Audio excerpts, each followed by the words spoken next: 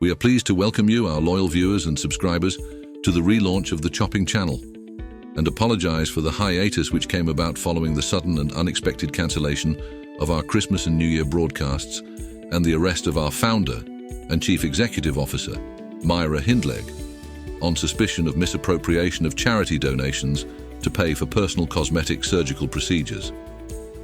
Obviously, these allegations were completely unfounded, as proved by the unanimous decision of the jury that no sane person would ever consider paying to look like that, let alone steal to do so. The stress of it all has had a devastating impact on her mental health, and she is taking time out to recuperate at a secret South American hideaway. Due to a generous donation from a mysterious admirer, however, she was able to arrange for an extensive interview process to take place in order to find a suitable person to host the channel in her absence. And, as such, we would like to introduce you to Miss Eleanor Bonham Carter. Hello there, Eleanor. Welcome aboard. To ease you into your new role, we have some questions for you that have been sent in by concerned viewers. The first of which is from a Ms. Bella Lestrange in the Scottish village of Hogwarton, who says, "Do you really think you are the right person for the job? Or would your beautiful, thin, and extremely talented older sister not have been a better choice?" Thank you, and hello to all our loyal viewers watching from the comfort, if it can be called that, of your social homes. Special thanks must of course go out to Myra, and I'm sure you will all join me in wishing her a speedy recovery, though hopefully not so speedy that I am out of a job again before I've even had a chance to get comfortable. I would also just like to say that I am not now, never have been, and likely never will be in a relationship with anyone by the name of Tim Burton. The decision to offer me this amazing opportunity was based purely on merit alone, following a rigorous interview procedure where I was up against 87 other hopeful candidates, most of whom were the type of fat, ugly, working-class girls who somehow seemed to get all the best jobs. Daddy assured me that I would triumph, but I have to admit, it still came as something of a shock when I received the call. But let's move quickly on to the business at hand, where I will attempt to answer your questions as honestly as I can, and without being too condescending. Thank you, Hella. Oh dear. I'm so sorry. That should of course be Bella, for starting the session off with such a pertinent and insightful inquiry. You are obviously aware that my dear sister is most famous for her role as Tim Burton's wife. She did, however, also have a small bit part in a couple of lesser-known children's educational films based on the real-life adventures of Beatrix Potter's adopted son Harry. As it happens, she was very keen to put herself forward for this job, but was unable to present for interview due to being contractually obliged to appear in the latest episode of the series, Harry Potter and the Wrath of the Hate-Filled Old Hag, filming for which began 3 months ago. She was only due to appear briefly in Scene 2, where after being brutally savaged by Flopsy, Mopsy and Cottontail, she is left to bleed to death in that quirky, gothic style so beloved of Tim Burton, and for which she is renowned. Once her scene had been shot, she should then have had ample time to get back for the interviews here.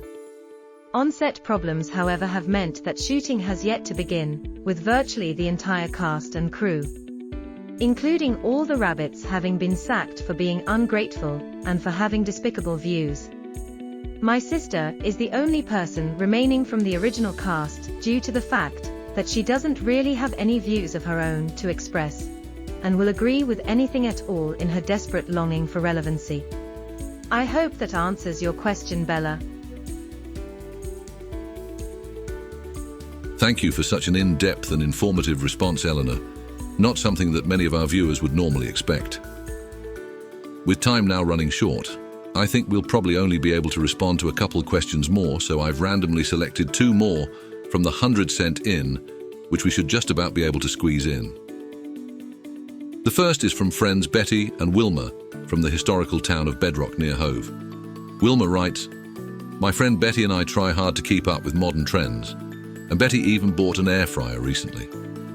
We both struggle to keep up with advancements in technology though, particularly all this AI stuff. Will it be used by the Chopping channel going forward?" The final question is from a Mrs. Enid White Trash, who asks, Will the chopping channel serve to be a haven for the rainbow free? Or will it turn its back on God and pander to the perverted by marking LGBTQ Pride Month? Back to you, Eleanor.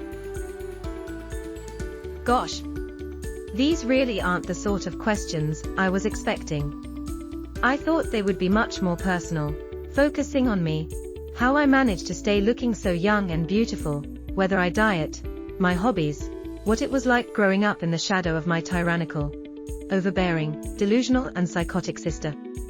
I wasn't expecting to actually have to think. Now I understand why it's the fat, ugly, working-class women who get all the work.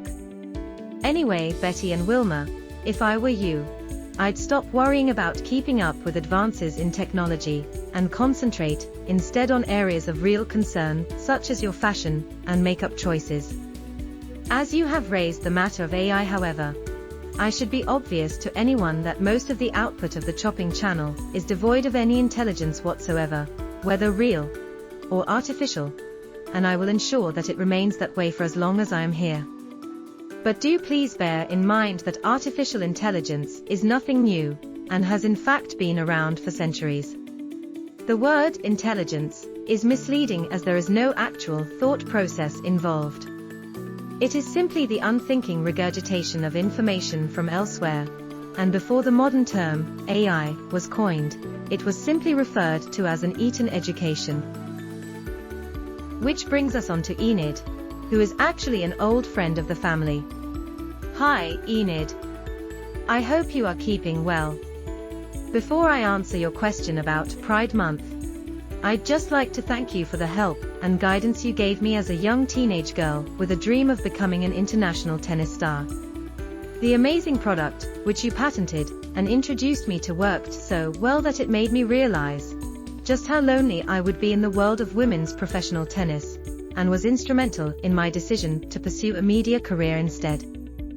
After all, what would be the point of playing at Wimbledon if Cliff Richard wasn't watching from the VIP seats? Baby Gone, made from a unique blend of New Testament spices and botanicals expertly blended with the unfiltered waters of the River Jordan.